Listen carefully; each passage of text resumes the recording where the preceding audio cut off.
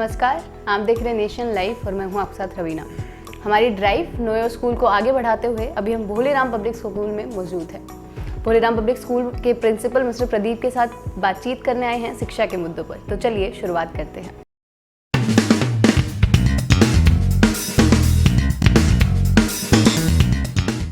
नमस्कार सर। नमस्कार।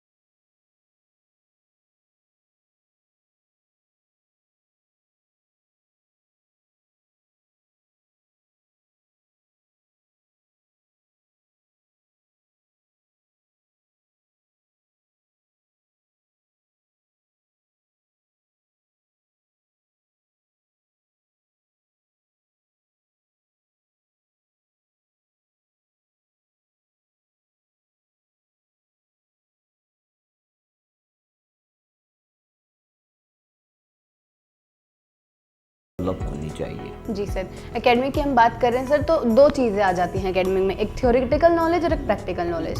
तो सर कितनी अहमियत है कि हम इन दोनों चीज़ों को बैलेंस करके चलें, क्योंकि सर पहले क्या होता था, पहले अगर हम अपनी पढ़ाई की बात करें, जब हम पढ़ते थे या जब आप पढ़े थे, थ्योरेटिकल नॉलेज पर ज़्यादा फोकस किया जाता था, प्रैक्टिकल को एक बैक फुट पर रखा जाता था। लेकिन जैसे जैसे इंडिया डेवलप हो रहा है, चीज़ें बदल रही हैं, प्रैक्टिकल नॉलेज को हम लेकर आ रहे हैं, तो इनको बैलेंस कैसे किया जा सकता है सर? बगैर प्रैक्टिकल नॉलेज के तो मैं कहूँगा कि एजुकेशन जो थ्योरेटिकल नॉलेज है वो जीरो है। अगर प्रैक्टिकल नॉलेज बच्चे को नहीं होगी तो जो प्रैक्टिकली जब सोसाइटी में जाएगा या हायर एजुकेशंस के बाद वो किसी भी क्षेत्र में जाए कार्य करेगा, तो उसको थ्योरेटिकल नॉलेज के भी आप पे वो प्रैक्टिकल नॉलेज के बगैर सक्सेस नहीं मानता है। मैं उसको प्रैक्टिकल नॉलेज बच्चे को होनी चाहिए। प्रैक्टिकल नॉलेज उसको, चाहे हम बात करें किसी चीज़ को, चैप्टर को ही सपोज करो हम साइंस का ही चैप्टर पढ़ा रहे हैं, साइंस में अच्छे से उसको हमने पढ़ा दिया है, परंतु जब तक बच्चा साइंस लेबोरेटरी में नहीं जाएगा तो वो प्रैक्टिकली फील उसको नहीं कर पाएगा, उसको ऑब्जर्व नहीं कर पाएगा, उसकी अंडरस्टैंडिंग पावर नहीं बन पाएगी। बिल्कुल।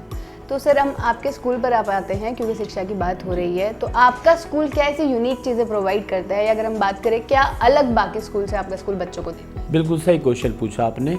यूनिक तो मैं कहूँ कि स्कूल तो सारे एक जैसे ही होते हैं, परंतु भोली राम पब्लिक स्कूल जो भोली राम मेमोरियल एजुकेशन सोसाइटी इसको रन करती है, सोसाइटी मेंबर्स का, सोसाइटी का एक ही मोटो है कि स्कूल के अंदर वो तबके के सारे समाज के हर वर्ग वो बच्चा है जो अच्छे ऊंचे स्कूल्स में नहीं जा पाता, जो फीस के डर से, जो हाई फीस की वजह से पब्लिक स्कूल्स में एंटर नहीं कर पाता, हमारे पास सारे उन हर एक वर्ग के बच्चे आते हैं। कम फीस में बच्चे को हम अच्छी पढ़ाई, अच्छी फैसिलिटीज़ हम देने का काम करते हैं और उससे वो बच्चों के अंदर निखार आता है, जिससे कि पेरेंट्स बड़े खुश रहते हैं कि उनको एक कम फीस वाला स्कूल भी मिला पड़ा है, जो जिसका नाम भोली राम पब्लिक स्कूल है। जी सर, कम फीस की बात हुई है सर, लेकिन फिर भी बहुत सारे पेरेंट्स हैं जिनके मन में एक डाउट आ जाता है कि अगर हम बात करें बड़े स्कूल्स की और फिर ये बोलते हैं कि ये थोड़ा बजट स्कूल्स हैं, तो क्या आपको लगता है कि जो दोनों स्कूल्स हैं, ऑफकोर्स इंफ्रास्ट्रक्चर इतना मैटर नहीं करता है सर, लेकिन फिर भी जो पेरेंट्स का डाउट होता है कि शायद बड़े स्कूल्स में अलग कुछ प्रोवाइड किया जा रहा है और अगर हम बजट स्कूल्स की बात करें तो वो इतना प्रोवाइड नहीं कर पा रहे, उस पर क्या कहेंगे? देखो, क्वालिटी ऑफ एजुकेशन तो इससे समझौता कोई भी स्कूल समझौता नहीं करता, विशेषकर हम इस पे क्वालिटी पे समझौता नहीं करते। लेबोरेटरी से स्टाफ होता है, ईमानदारी से पूरे 5-6 घंटे बिल्कुल एक टारगेट उनका ये होता है कि बच्चों को अच्छी शिक्षा देनी है। उस मेहनत के साथ, उस सच्ची निष्ठा के साथ मैनेजमेंट काम करती है, प्रिंसिपल काम करता है, वाइस प्रिंसिपल काम करती है, और टीचर्स भी इतने लेबोरियस है। जब वो क्लास में एंटर करते हैं तो वे कभी भी ये नहीं सोचते कि मुझे सैलरी कितनी मिलती है। वो सैलरी को नज़रअंदाज करके अपने बच्चों पे फोकस करते हैं। जो ड्यूटी उनको मिली है, समाज ने दी है या राष्ट्र ने दी है, उस पर फोकस करते हैं। सर, हम एज अ प्रिंसिपल आपसे आखिरी क्वेश्चन लेना चाहेंगे। सर, एक प्रिंसिपल होने के नाते जो बच्चों के प्रॉब्लम्स के साथ डील करना होता है, जब उनके वो प्रॉब्लम्स लेकर आते हैं तो उनसे डील करना कितना मुश्किल होता है बच्चों से, और स्पेशली आफ्टर कोविड अगर हम बात करें, जब बच्चों को आदत हो गई है ऑनलाइन क्लासेस की, घर पे बैठ के क्लासेस लेने की, या फिर जो थोड़ा एक लैक ऑफ इंटरेक्शन हो गया था, उसके बाद कैसे सब चीज़ें फेस किया? ये समस्याएं बहुत आ रही हैं। आफ्टर कोविड की बात करें, हम 2 साल बच्चे स्कूल प्रैक्टिकली जब फिज़िकल स्कूल आ रहे हैं, उन्होंने बच्चों ने मोबाइल्स के ज़रिए या ऑनलाइन क्लासेस अपनी करी है। तो समस्याएं आई हैं। बच्चे फिज़िकली, कुछ बच्चे, कुछ परसेंटेज कह सकते हैं उसमें, कुछ परसेंटेज बच्चे हैं जो फिज़िकली क्लास में बैठना नहीं चाहते, परंतु हम बच्चों के साथ बच्चे बनकर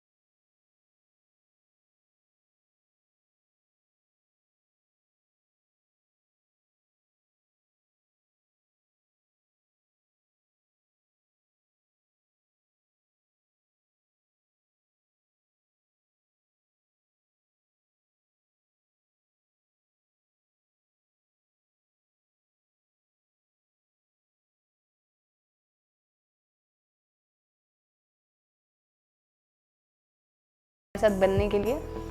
तो ये थे भोलीराम पब्लिक स्कूल की प्रिंसिपल और वाइस प्रिंसिपल मैम। उनसे बातचीत करके हमें पता लगा है कि उनका स्कूल जो है क्या यूनिक चीज़ें प्रोवाइड करता है अपने बच्चों को।